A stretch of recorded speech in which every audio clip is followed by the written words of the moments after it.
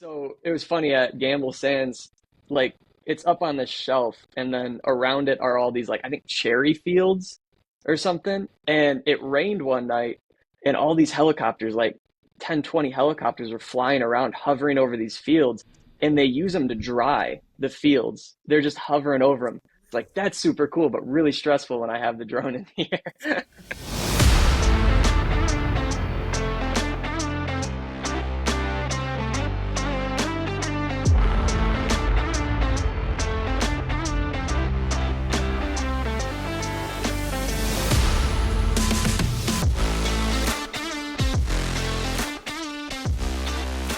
Ladies and gentlemen, welcome to another episode of the Whole Story Podcast. Robbie and Jonathan here. We are joined by a new friend, Cam Ackerman, and we will give him a more formal introduction here in a second.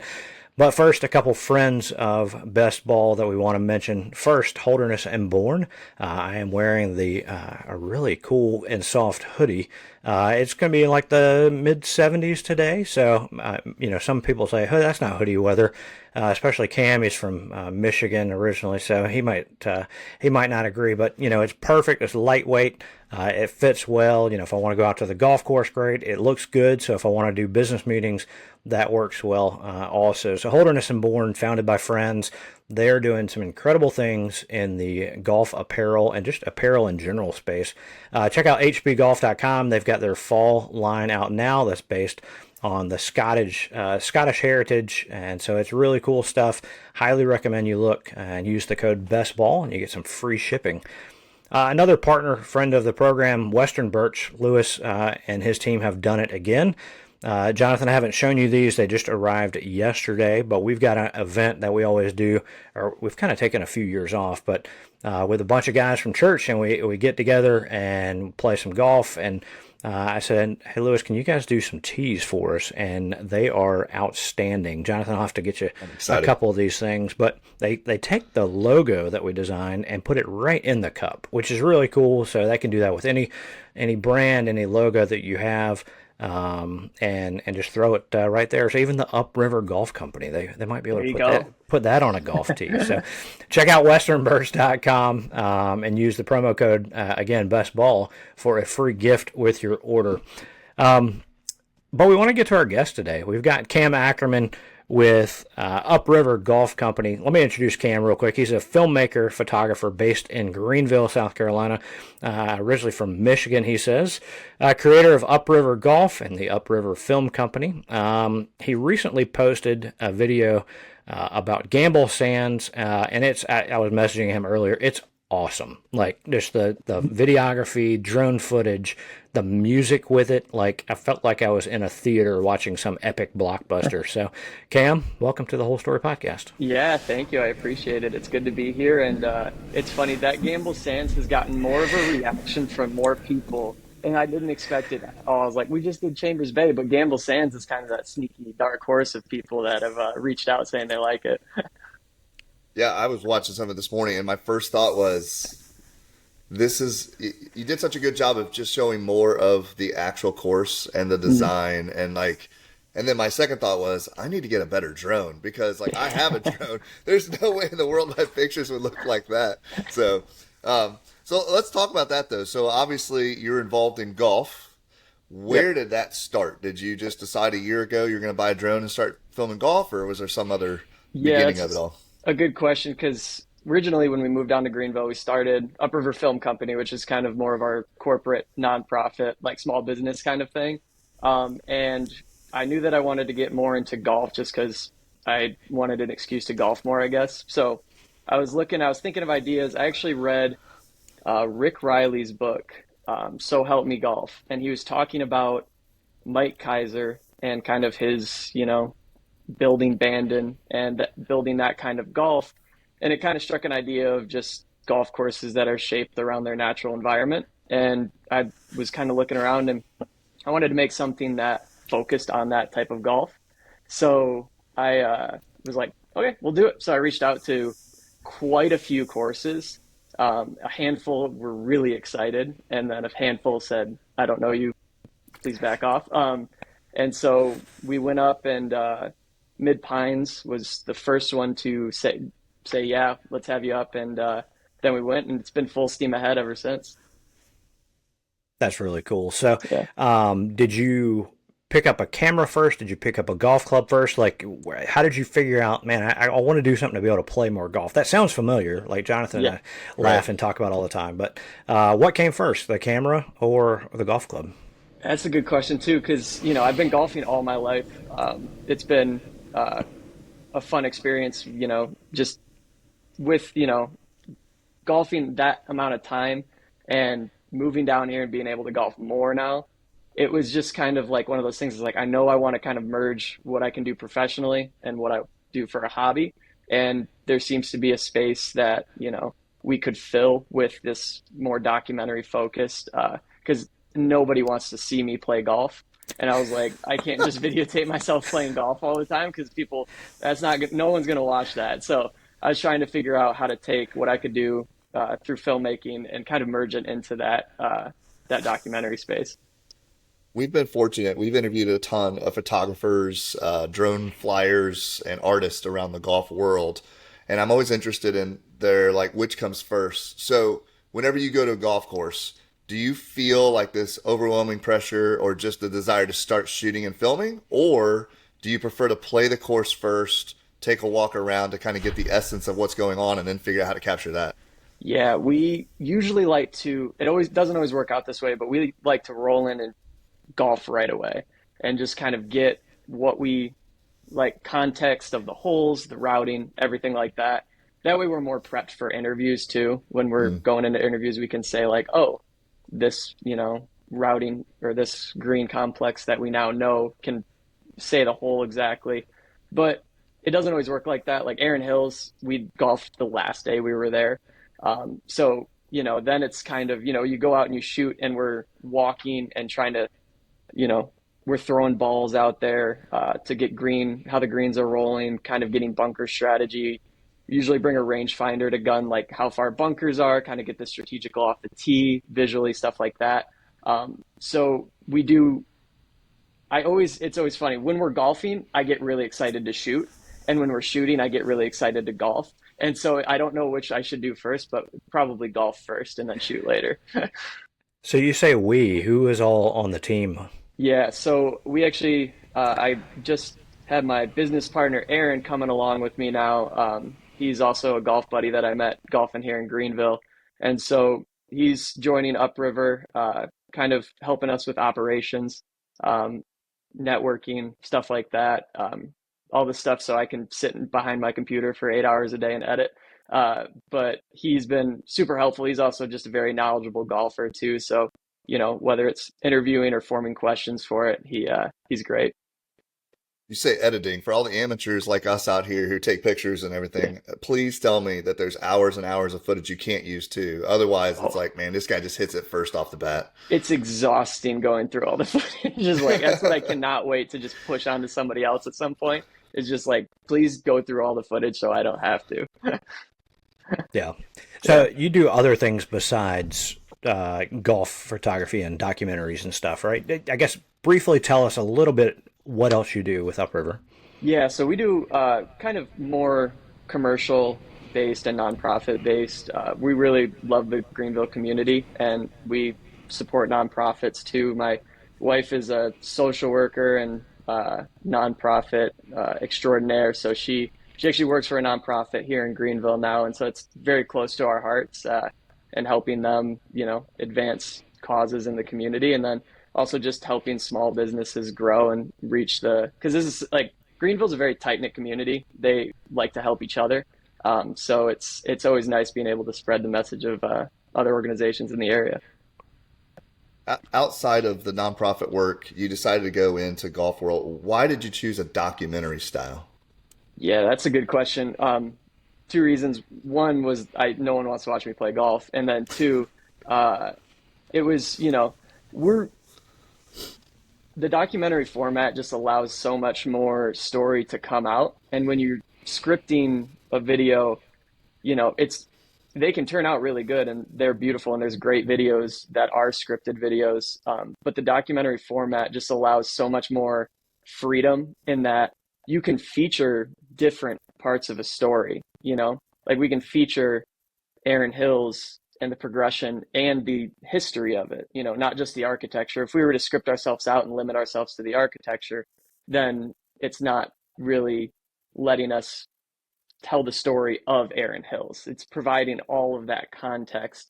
And it just seems to get a little bit more emotion out of people too, a little bit more, they might tell you something that you'll never use, but them telling you that could warm them up to be more open when talking about what this course means to them and stuff like that. So it's definitely, it's my favorite format of film. It's my favorite genre of film just because it's so real. And that's what, like, I grew up playing golf not competitively, just, with my dad, it's been more of a experience thing. Like, let's go have fun and let's go have an experience. And so when you're doing documentary, you're like, okay, I can try to share how this course made me feel with how I'm filming it, and how I'm editing it, but it's just also human based. Yeah, and it's based around a story, right? So Yeah, you're trying to find out what's the story of the course, the architect, the area. yeah. How have you? And I know you said you reached out to a number of courses to start. Mid Pines was the first that said, "Yeah, come on." How do you kind of research and identify these are courses I would like to document?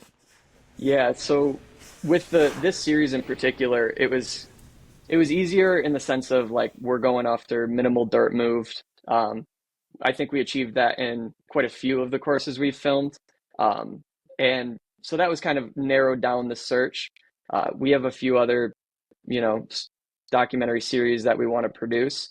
And, for example, if we're going to produce a series on uh, kind of more fun golf that's growing the game and making it a little bit more accessible for people to come in. And so, in that, we're not going to go to Augusta. We're not going to try to go to Augusta. We're going to go to Sweetens Cove, and we're going to go to, par three courses and these places that are kind of, changing the way people think about how golf is approached. That's right So up our alley, right there. yeah, Yeah. I love par three stuff. I did Yeah. make it around the other day with Western Birch without losing a tee. Somehow I lost a golf ball on a par three. I don't want to talk about it. Have you guys made it to threes yet in I Uh, Greenville? I played it before it was rebranded as threes, so yeah. Right. But When it was Crosswinds. it's been probably yeah cross, but it's probably been 5 years I bet since Oh I yeah, played it. it's Yeah, definitely got to make the trip up because it's worth it. Now it's a very cool experience. They've done a great job with it.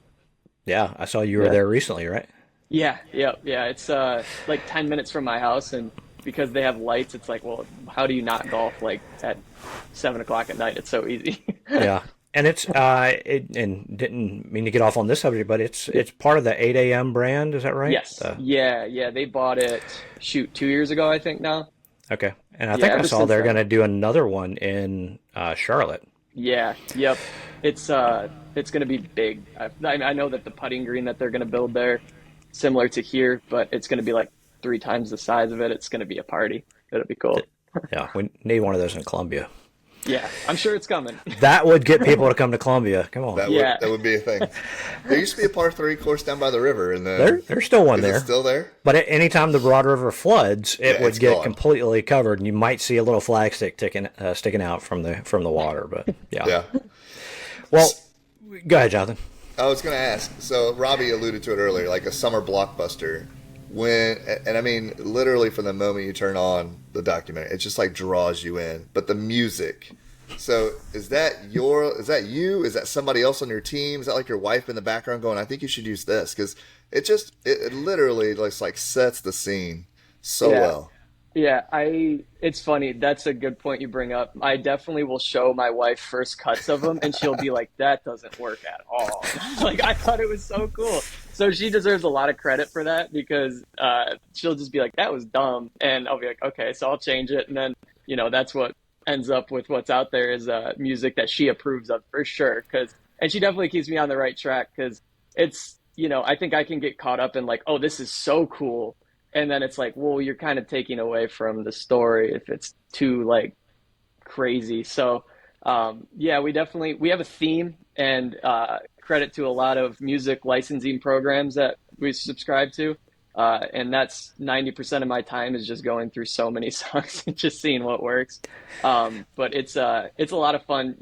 For Gamble Sands, we had a theme that we wanted to do, which was a kind of creepy theme, and we were like, let's go to creepy music. And so luckily we can format that genre on our licensing programs and find the right stuff. Yeah, Gamble's Hands again. The music fit perfectly. It kind of reminded me of that, almost Inception, kind of the Right. Yeah. Hans. No, I don't know if that's Hans Zimmer, but like Yeah. that kind of music. That's just like there's a good beat to it and everything, and just the timing of all the transitions from drone Yeah. shot to drone shot. So let me ask that drones, right? Jonathan mentioned yours is probably a little better than his. How long have you been flying drones? Like, what got you interested in doing that? It's one of those things where I've had different drones since college, crashed a couple of them, kind of, played around with them a little bit. Uh, I always was a big advocate against drones for a while because I just didn't, I think that sometimes you can rely too much on drones, to get the shots. And then 90% of my stuff now is like drones in the video because it's capturing certain parts of the course. I think like using it correctly is hard, and that's something I strive to do is use it, not overuse it, but if I'm going to use it a lot, use it in the right ways. Not make it like, hey, this look at this cool drone shot. It just happens to be shot on a drone. Look at this, thing that was captured. It also just kind of opens up when we're shooting, uh, to I can sit on one part of the golf course and capture like 5 or 6 holes, from that spot and not have to drive to each one and film on a camera there. So it's part accessibility, part just looks pretty cool. So And now there's no helicopters or anything like that that you have to rent out in order to yes, make the flight shot work, right? exactly. Yeah, it is. So it was funny at Gamble Sands, like it's up on this shelf, and then around it are all these like I think cherry fields or something. And it rained one night, and all these helicopters, like 10, 20 helicopters, were flying around, hovering over these fields, and they use them to dry the fields. They're just hovering over them. It's like that's super cool, but really stressful when I have the drone in the air. I hope you have some like B-roll of that in the background. Yeah, I'm sure I do, but I'm sure it got pushed to the wayside because I was trying to get that video out rather quickly. Of course, Yeah. of course. Well, So there's a lot sorry, of people. I Yeah, have go a ahead. question real quick. So Yeah. when you were watching Gamble, did it feel ever off-putting when we would cut to David in the Zoom call? Did that feel weird ever? Because that was our first Zoom call interview. No, I thought it was a good transition. Okay. And yeah, I think it fit like you're talking about documentary. I think it fit well with the story that was being told. Yeah, because I was a Yeah. little nervous at how it would turn out just because it was like we were able to get everyone else on site and then like we have to flash to Zoom calls now. And it was like, I don't know exactly how this is going to play, if someone's going to see the poor audio or video quality and be like, nah, and turn it off. So I'm glad it worked. No, Yeah. I think in this day and age, if you tried that, what, before the pandemic, everyone would be like, what did he just do? Yeah, Why exactly. did that happen at all? But now, I mean, I look at this, like Robbie and I Yeah. do this every single week and we're always somewhere else. Yeah. Yeah. So, Yeah. And I think that's the beauty of technology, right? We talk about the drone technology that you're using to make things look really good or capture the beauty of the course, but things like this, like one, when we first started talking about getting together with you and doing this, is like, man, let's try to get together in person. Jonathan in Augusta, I'm in Columbia, Yeah. Greenville's not far. Like, let's make it happen. But schedules just didn't work out. So the beauty is we can do something like this for now, Yeah. and have a good conversation, and then get together in the future and play some Yeah. golf. till we play Yeah. that par Exactly. three course, how late do they stay open? Because I've played a par three at night at like 10 o'clock at night in Arizona. Oh, Man, yeah. there's nothing better than like playing golf till midnight. It's so much Yeah. fun. I think so. There's apartments around it, so legally they have to shut the lights off at 11. Okay, But I think their last tee time that they sell is like 9:30 or something like that. that's so So cool. Yeah. yeah. I just remember one hole when it was crosswinds. It was kind of near like the back right corner of the property. My kids just putted because it was straight downhill. and maybe Oh they yeah. have it still the same or whatever. But my daughter Yeah. like putted one very close on that hole. Yeah. But anyway, That's still the strategy of that hole. You get it as low as possible, as fast as possible. Yeah. yep, yep. Well, I was going to ask. There are a lot of people that do similar things, capture photos, videos, and stuff of golf courses. We'll throw up some every now and then. We throw our cheap drones up in the air sometimes, or we're trying to tell stories like this of what you're doing. But who are some of the people that are doing photography and videography, drone work that you look up to, respect, and like? Definitely. I think, Fried Egg is at the top of the game.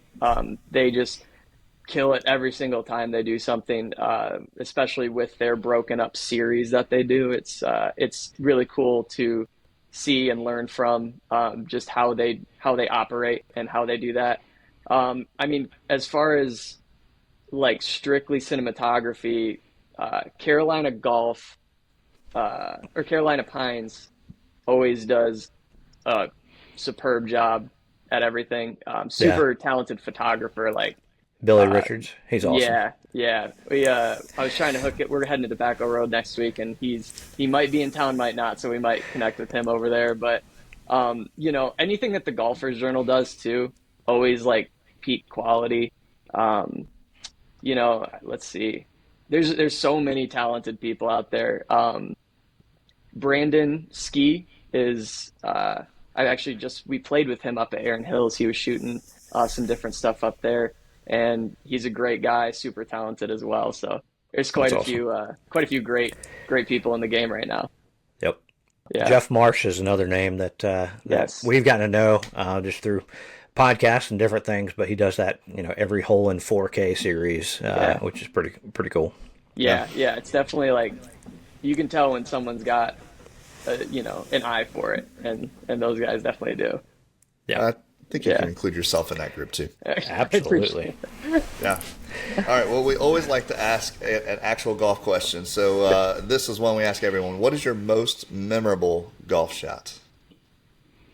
that. Ooh, that's a good question. I have no holes in one. Yeah. Um, Stay in It the club. was, one that when my golf game is in peril, I always go back to was I was golfing somewhere in Florida, and I remember it was like 203, and I hit the best shot of the day. Up to this point, I was three over through three, and we were looking on the green, looking around for it, and I was like, "Could you just check the hole, like just in case?" Because I didn't want to be the guy to check the hole, Oh, and it was sitting in the hole. So that was definitely one that I was like, "Okay, when I need to remember a swing, I go back to that swing." you Yeah, say but recreating those swings is the hardest thing in the world to do. right. Yes, yeah, You say exactly. I was like, what were my swing thoughts then? I was like, I can kind of remember, but yeah, don't miss the don't hit it in the sand. Don't hit it in the water. Those are usually the thoughts that are running through my head. yeah, exactly. And it's yeah, those take up my brain quite a bit too. Man, 203. That's awesome. Here's the real question: how long did you look before you decided to look in the hole? So I had a theory, like when it hit the front like of the green on an upslope, and I was like, okay, it could either be really good or roll off the side. And I like knew where it should have been if it didn't go in, and I was like, it's not there. So it either got a sprinkler head kick or it's in the hole. So I like kind of it felt like politically I had to look for a little bit. And then I was like, just check the hole because it's got to be in there. I love that little gamesmanship there. Everyone else is like, I thought I was Exactly. bad at golf, and all of a sudden, you're like, hey, let's start betting on the fourth hole. Yeah, exactly. I was just trying to take putter out of the equation because it wasn't working for me that day. That's awesome. Hey, golf friends. This is Robbie from Best Ball. Are you looking for the ultimate Myrtle Beach golf experience? Well, it's only a click away. Check out the two-play special at two of America's most awarded public golf courses and two of my personal favorites. Caledonia Golf and Fish Club and True Blue Golf Club are low country masterpieces featuring two iconic Mike Strantz designs. Play these two incredible courses for one great price. Visit truebluegolf.com to learn more about the two-play special and book your tee time today. That's truebluegolf.com. Well, we always like to do a thing we call a quick nine as well. So just a little back and forth here. Yeah. First question, and man, this sounds like you're gonna have some options to choose from. Favorite course that you've played? Mm, ever? Sure. We'll go Royal County Down. I think Oh, that's top of mind right Nice. now too, just having the Yeah. Irish Open, but that was definitely a special one. do you have that on video? No, I was unfortunately I was just in like high school when I played it. I didn't really think I appreciated it like I should have, but yeah, it's definitely memorable. Yeah. Wow. Yeah. All right, what course is at the top of your bucket list to play? We'll go Old Course St. Andrews. Haven't played there yet. Yep. Yeah. What is your bucket list to do a documentary on? All right. I would say same as St. Andrews, but to keep it mixed up, we'll do I think either Cypress Point or there's a Cabot has their new courses out in France. I just feel like that's a cool area to be in. Their Yeah. courses look beautiful too. Yeah, man. Yeah. I had a friend I saw the other night. He said, "Hey, I'm gonna have to tell you about my golf trip coming up in a week." And I was like, "Oh, what are you?" And he said, "Cyprus, San Francisco, and Pebble." And I'm like, "Oh, yeah, must be nice." Yeah. Does You got to does he join need on to a that. does he need a videographer, Robbie? Yeah, Yeah, yeah. exactly. He'll probably call Cam. All right, so when you hit up St. Andrews, who's gonna be in your dream foursome? Oof. We'll go definitely throw my dad in there. I think, if are we going dead or alive? It doesn't matter. That We'll matter? go Donald Ross. He's my favorite architect. And then I don't know why, but I feel like Max Homa would be a fun time. And everyone's answer is always Tiger Woods, so I want to throw a different pro. So we'll go Donald Ross, my dad, Max Homa. I feel like that'd be fun. That'd be a lot of fun. Sounds like it, great. All right. Please make us feel good about ourselves, all of us amateurs out here. How many times have you crashed a drone? Oh, two times. Um, Once it was done, and then the first time I was able to dust it off and it got right back up. Were they like you're flying through some sneaky little shot, or was it just like you hit a tree and you're like, shoot, I didn't see that one coming? The first time I was kind of being dumb and flying it down this tree covered road. And for some reason, I like slightly went to the left and it just went straight into a tree. And then the other time, it was just not like I just kind of backed up a little bit and hit a branch, caught it, and yeah, it was done. I'll throw my son under a bus. He was videotaping a football game. Mind you, a football field. Kid drove the drone into a tree. I have no idea. His only job was to document a play. He comes over, he's like, Dad. I'm like, what's wrong? He's like, it's in a tree. I'm like, it's a football field. It's like 3 acres of land. What are you doing? That's almost more impressive. Yeah. He was It really was, getting the shot. I'll give you that. It's tough flying it through trees though, because you did, we saw your video of True Blue, also great. But at Caledonia, like we took our yeah. Yeah. drone and tried to take it down the road leading into Caledonia, and it doesn't always fly exactly straight. So No. Yeah, thankfully, we didn't sometimes hit anything. it likes to compensate for a little wind and it Yeah, just will randomly start. It always seems to be in the tight spaces too. It never does it in an open space. Always in the tight ones it decides to veer. Yeah. absolutely. All right, next question. Are you a music while playing kind of guy? And if so, what kind?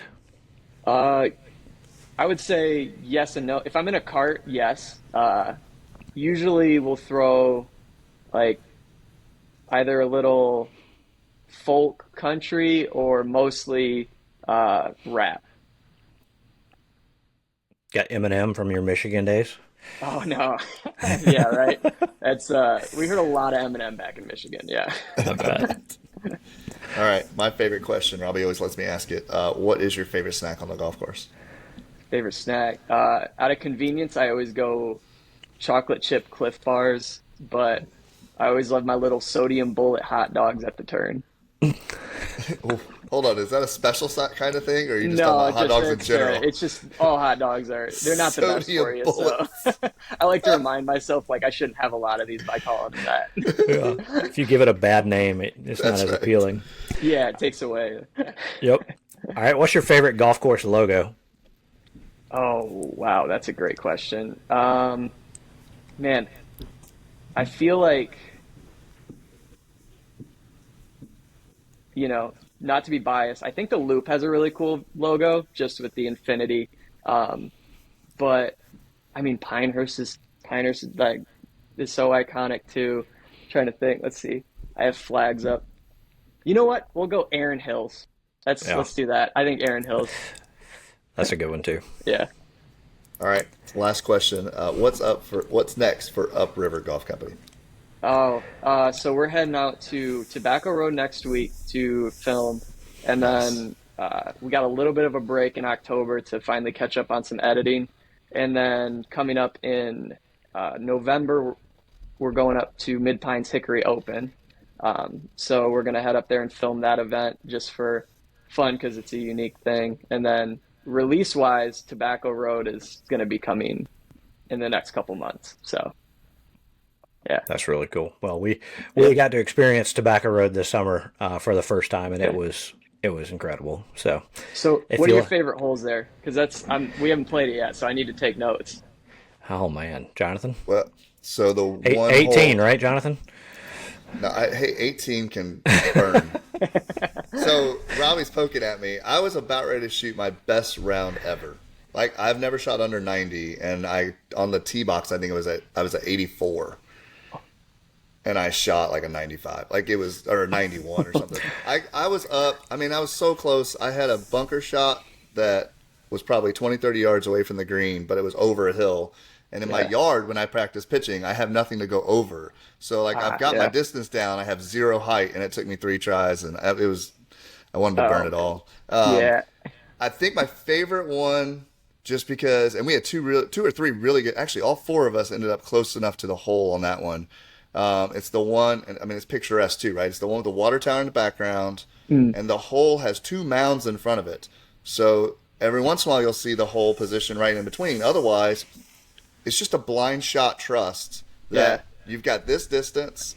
And never playing it before, you don't know what's back there. You're just like hoping that wherever you Yeah. hit it goes. And I think every single one of us was within like 10 or 15 feet of the hole itself. Oh, that's great.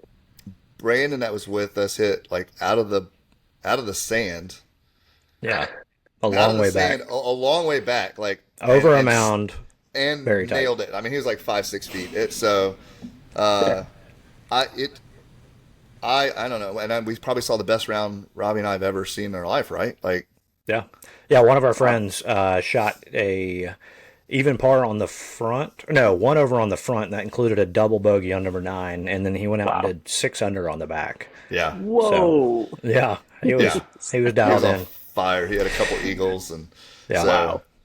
it's yeah, favorite hole. I hate the answer. They're all awesome, but Yeah. they really were. Like, we're big fans of the Mike Strant stuff, so we've played Caledonia and True Blue a ton of times. Those are some of our favorite courses, and so getting to experience Tobacco Road was a treat. And Yeah. the folks there were very welcoming, and yeah, it's somewhere that everybody needs to go play.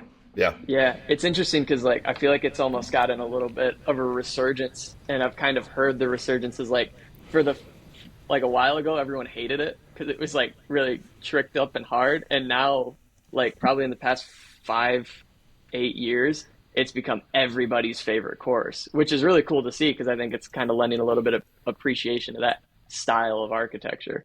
Yeah, I feel like it tempted you to do more than what you should.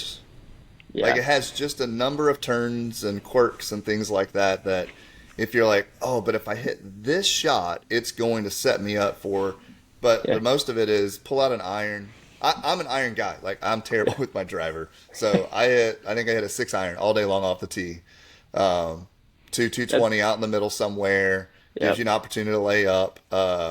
So like if you keep your ego in check, unless you're Jonathan, the other Jonathan, because he was just a monster. He had some plays that, oh my gosh, he yeah, he was hit crushing every it. pure shot. So Yeah, yeah, That's great. I think what Tobacco Road, to go off an earlier thing that you said about being fun, right? yeah, Maybe that's the resurgence. Like, we're not in the times of, it's got to be the exact country club proper whatever. Like, let's have fun on the golf course, and that's a fun course, right? yeah, Like Jonathan was saying, like you have the ability to be creative, take different routes, have different angles, go over giant mounds. Like it's fun to play, and I think maybe that has a little bit to do with this its resurgence. But it's Yeah. awesome.